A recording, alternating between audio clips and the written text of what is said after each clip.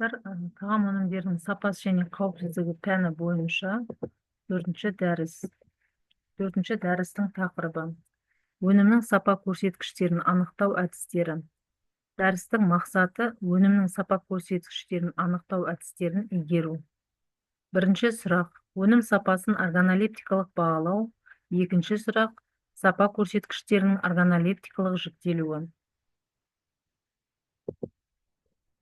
Өнім сапасының көрсеткіштерін анықтау әдістері екі топқа бөлінеді: ақпаратты алу қасиеті бойынша, ақпаратты алу көзі бойынша. Ақпаратты алу қасиетіне тәуелді өнім сапасының көрсеткішін анықтау әдістерін өлшеу, тіркеу, органолептикалық және есептік деп бөлінеді. Өлшеу әдісі дегеніміз техникалық өлшеу құралдары бақылауды қолдану арқылы алынған ақпараттарға негізделген.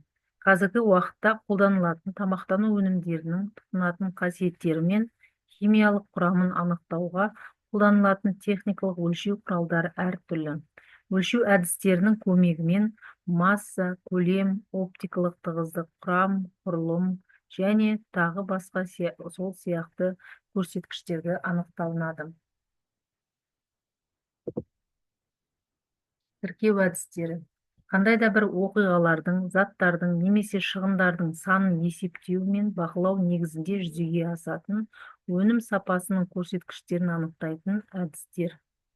Бұл әдістер қандай да бір оқиғаларды есептеу мен тіркеу арқылы алынған ақпараттарға негізделеді. Мысалы, сынау негізінде бұйымдардың қалдықтары, топтамалардағы ақаулы бұйымдардың санын есептеу. Бұл әдістермен сәйкестендіру көрсеткіштері, патенттік құқықтық көрсеткіштер және тағы басқа анықталады. Есептеу: өнім сапасының көрсеткіштерінің өзінің параметрлеріне теориялық немесе эмпирикалық тәуелділігін қолдануды білдіреді. Есептеу әдістерін негізінен тәжірибелік зерттеу объектісі болмаған кезде өнімді жобалау негізінде қолданады. Осы әдіспен өнімнің жеке сапа көрсеткіштері арасындағы тәуелділік орнауы мүмкін. Келесі әдіс: дәстүрлі зертханалық әдіс. Тамақ өнеркәсібі салалары мен қоғамдық тамақтану жүйесінде кеңінен қолданылады. Оларға өнім сапасының көрсеткіштерін анықтайтын физикалық, физика-химиялық, химиялық, биохимиялық, микробиологиялық және тауартану технологиялық әдістер жатқызылады. Барлық көрсетілген әдістерге нормативтік құжаттар бар.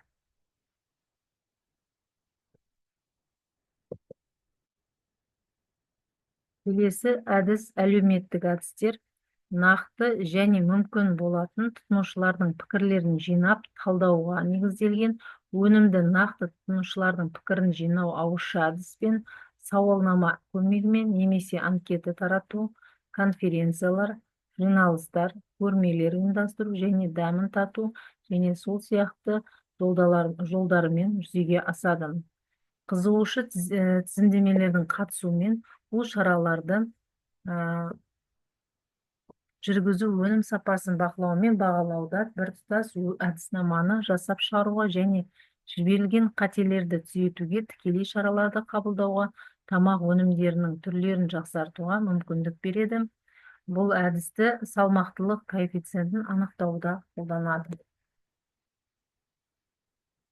Яғни әлеуметтік әдіс дегеніміз бұл жерде жаңағы тұтынушылардың пікірі арқылы өнімнің сапасын анықтау. Яғни ол көп жағдайда жаңағы ауызша жүреді. Яғни кез келген тұтынушыдан, жолда, көшеде кезіккен тұтынушыдан қандай да бір өнімнің сапасын анықтау барысында, дегустация барысында, болмаса бұрын соңды тұтынған ба, сол оған байланысты оның тәжірибесін, болмаса жаңағыдай пікірін білу арқылы жүргізуге болады. Сауалнама көмегімен, болмаса анкета тарату. Анкета тарату қазіргі таңда электронды почталарға арқылы жүргізіледі. Болмаса бұрынғы кезде де, қазіргі кезде де жиі қолданатын әдіс ол телефон, қазір енді ұялы телефон арқылы анықтау. Болмаса қандай да бір тақырыпта конференциялар өткізу, сол конференцияларда жаңағыдай өнімді жаңағы ұсыну, жиналыстар арқылы, көрмелер арқылы ұйымдастыру, үлкен жаңағы сауда орындарында дәм тату арқылы, яғни жаңа өнімнің дәмін жаңағы дегустация жүргізіп, тұтынушылардың пікірін білу.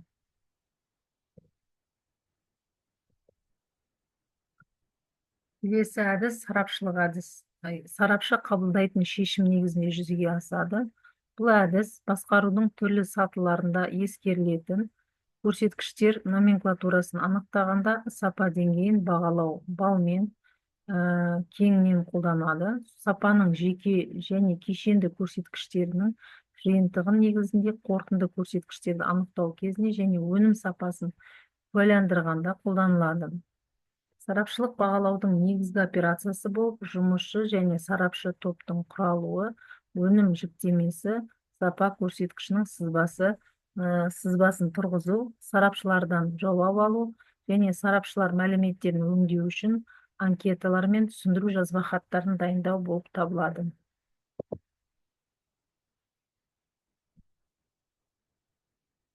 Органолептикалық көрсеткіштерге мыналар жатады. Көру арқылы бағалау, түс пішін, сыртқы көрінісін, жылтырлығын, мысалы жемістің піскен піспегенін түсіне қарап анықтау, иіс сезу арқылы, өнімнің табиғи немесе бөгде иісі, мысалы сүт бұзылған ба, болмаса ашыған ба деген сияқты. Келесі дәм сезу арқылы, тәтті, қышқыл, ащы, тұзды дәм ерекшеліктері, мысалы тағамның дәмдік сапасына байланысты. Сипап сезу арқылы текстурасын, жұмсақтығы, қаттылығы, мысалы нанның жұмсақтығын қолмен байқап көру. Есту арқылы кейде қолданылады, яғни қытырлақтығы деген сияқты. Дыбыстық белгілері, мысалы қытырлау, сынуы деген сияқты. Органолептикалық көрсеткіштерді арқылы анықтайтын әдістер бұл ең қарапайым, ең тиімді, қолжетімді түрі, яғни органолептикалық көрсеткіштер арқылы кез келген маман жаңағы өнімнің дәмін татып, түріне қарап, түсіне қарап, жаңағы өнімге сапасын анықтай алады. Алайда барлық бұл әдістің әрине шектеулері бар. Мысалы, адам болғаннан кейін оның сезім мүшелері арқылы анықтау керек болған соң, бұл жерде міндетті түрде ол адамға қандай да бір жағдай жасалу керек. Мысалы, бөлме жарық болу керек, ақшыл түсті жиһаздар болу керек, артық бөгде иіс, бөгде зат, бөгде жаңағы түрлі түсті деген сияқты картиналар ондай болуға болмайды. Яғни табиғи жарықпен және жасанды жарықпен жасақталу керек. Яғни осындай жағдай жасалған кезде ғана, және де ол адам ауырмаған жағдай ғана, сезім мүшелері дұрыс жұмыс жасап тұрса ғана дәл нақты нәтиже шығарып бере алады. Алайда, егер осы айтылған жағдайлар орындалмаған жағдайда, болмаса адамның жаңағы түрлі жаңағы тыныс алу, басқа да аурулармен ауырған жағдайда ол нақты нәтиже бере алмайды. Негізі органолептикалық көрсеткіштер анықтайтын адамның ерекше сезім мүшелері басқа адамдарға қарағанда жақсырақ болу керек. Яғни ол мыңдаған түстерді, мыңдаған иістерді, мыңдаған дәмдерді анықтай алатындай қабілеті болу керек. Негізі дегустатор деген бір үлкен мамандық бар. Яғни ол мамандықты кез келген адам бола алмайды, яғни міндетті түрде оған сезу мүшелері жақсы жұмыс жасайтын және де жылдап тәжірибе жасау арқылы ғана ол өзінің сол сезу қабілетін шыңдай алады.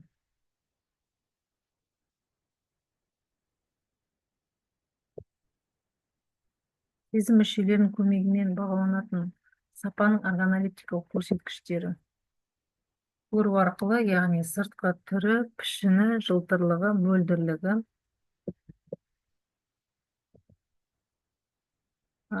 терең түйсіну арқылы адам санасымен, жүрекпен, жан дүниесімен бір нәрсені шынайы әрі толық қабылдап, оны жан-жақты сезіну, ұғыну қабілеті. Иіс сезу, иіс, хош иіс, букет деген сияқты нәрсені анықтай алу. Яғни иіс деген кез келген өнімнің иісі, ол жағымды иіс болуы мүмкін, жағымсыз иіс болуы мүмкін, бөгде иіс болуы мүмкін. Хош иіс, яғни қандай да бір өнімге тән өзінің хош иісі, ароматы. Букет деген яғни бірнеше иістерден тұратын, мысалы бірнеше ингредиенттен тұратын бір өнімнен шығатын иіс. Ауыз қуысында арқылы жаңа анықтайтын ол шырындылық, біртектілік, консистенциясы, талшықты болуын, ұнтақтылығын, балғындығын, ауыз қуырарлық, яғни сондай дәм жаңағыдай қайта-қайта жаңағы тұтынуға шақыратын сондай ауыз қуырарлық дәм. Көбінесе фастфуд тағамдарында, газдалған сусындарда сондай ауыз қуырарлық дәм болады. Дәм, флевор деген нәрселерді осы ауыз қуысында анықтай аламыз. Бағалаудың қалпына келуі. Яғни қандай да бір жаңағы әдіс, органолептикалық әдістің өзінің жаңағы түрлері бар. Яғни мысалы бағалаудың қалпына келуі деген біраз уақыт өткен соң бір өнімді бір дәм айырушымен қайталап сынағанда бірдей нәтиже алу қабілеттілігін атайды. Дәм айырушы жақсы сенсорлық есте сақтау қабілетімен айрықшалануы керек. Әртүрлі импульстар мен сенсорлық әсерлерді есте сақтау және танып білу қабілеттілігі. Яғни бір рет анықтағаннан кейін келесі жолы тура соны дәл тура сондай нәтиже беретін болса, онда оның бағалаудың қалпына келуі деп атауға болады. Иіс сезу арқылы анықталатын сапа көрсеткіштері. Иіс сезу рецепторларының қозуы кезінде туындайтын әсерлер. Хош иіс, бастапқы шикізаттың жағымды табиғи өзіне тән иісі. Букет, пісіп жетілу, ашу және ферментация кезінде жүретін күрделі процестердің әсерінен жағымды созылатын иіс. Ауыз қуысында анықталатын сапа көрсеткіштері. Шырындылық, яғни шайнау кезінде өнім шырыны арқылы түйсіну әсері. Мысалы, өнім шырынды, жартылай шырынды, құрғақтау, құрғақ дегенді анықтау мүмкіндігі береді. Біртектілік өнім бөлшектерінің көлемі арқылы түйсіну әсері. Мысалы, шоколадтың массасы, салмасы, кәмпит салмасының біртектілігі деген сияқты нәрсені қосып біртектілігін анықтау болады. Келесі консистенция. Өнімнің қоюлығымен, жабысқақтығымен, қысым күшімен байланысты түйсіну. Ол өнімді тілге таратқанда сезіледі. Консистенция сұйық, шәрбат тәрізді, қою, тығыз деп бөлінуі мүмкін. Келесі талшықты. Сандық және сапалық сезінуге болатын өнімді шайнау кезінде қарсылық көрсететін талшықтардан туындайтын әсер. Мысалы, жұқа талшықты ет. Ұнтақтылық. Бөлшектер арасындағы тұтас дәрежесінің әлсіздігімен байланысты шайнау және тістеу кезінде қатты өнімнің ұнтақталу қасиеті. Мысалы, сүт өнімдерінің ішіне құрт өнімін жатқызуға болады. Балғындық. Шайнау кезінде өнімнің қарсылық көрсетумен бағаланатын шартты термин. Мысалы, жұмсақ алма, қытырлақ қияр, балғын ет. Яғни осы әр өнімге өзіне тән бір қабілеті бар. Шайнау кезде, мысалы, жаңағы алмада ол жұмсақтығы болса, яғни қатты алма ол әлі піспеген болып есептеледі. Ал қиярда керісінше қаттырақ болып, қытырлақ болғаны балғын екенін дәлелдей алады. Сол сияқты кез келген өнімге өзіне тән сол балғындығын анықтайтын қасиеті бар. Ауыз қуырарлық. Ауыз қуысының ішкі беті топталады және ауыз құрғаудан туындайтын түйсіну сезімін ауыз қуырарлық деп атайды. Дәм. Сапалық, тәтті, тұзды, қышқылды, ашты және сандық дәмнің қарқындылығы анықталатын рецепторлардың қозуынан туындайтын болатын сезім. Яғни кез келген органолептикалық әдісті сандық және сапалық анықтауға болады. Яғни оны сапалық сипаттау арқылы әртүрлі сын есімдермен, және сандық ол қандай да бір шкаламен болмаса жаңағы сан арқылы, яғни бағалау ондық шкаламен, жүздік шкаламен деген сияқты. Flavor немесе дәмділік сандық та сапалық та анықталатын өнімнің ауыз қуысында таралу кезінде дәмнің иіс пен түйсінудің кешенді әсері.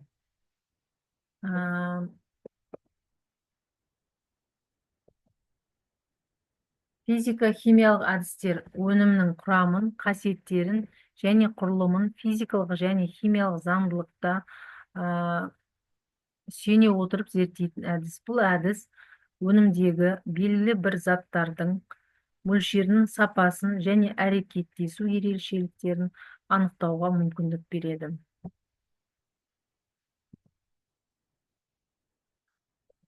Физика-химиялық әдістерге жаңағы осы өлшеу әдістер жатқызуға болады. Осы өлшеу әдістерін, яғни химиялық заңдылықтар түрлі мысалы өнімнің жаңағы йод арқылы, мысалы йод арқылы жаңағы крахмал бар жоғын анықтауға болады. Болмаса көптеген химиялық реактивтерді қолдану арқылы оның балғын емес, жаңағы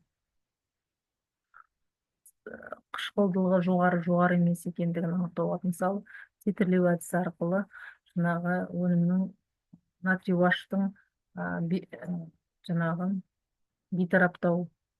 бейтараптауына сүйене отырып анықтайтын деген сияқты өзінің әдістері бар. Бұл әдістер тек қана зертханалық ыдыстарды ғана талап ететін, реактивтерді ғана талап ететін түрлері де бар. Сонымен қатар күрделі үлкен жаңағы құрал жабдықты талап ететін түрлері де бар. Мысалы жаңағы рефрактометрия, спектрометрия, фотометрия деген сияқты әдістер. Сенсорлық әдіс өнімнің сапасын адам сезім мүшелері арқылы бағалау әдісі. Бұл әдісте арнайы үйретілген мамандар немесе тұтынушылар көру, иіс сезу, дәм сезу, сипап сезу және есту арқылы өнімнің қасиеттерін анықтайды.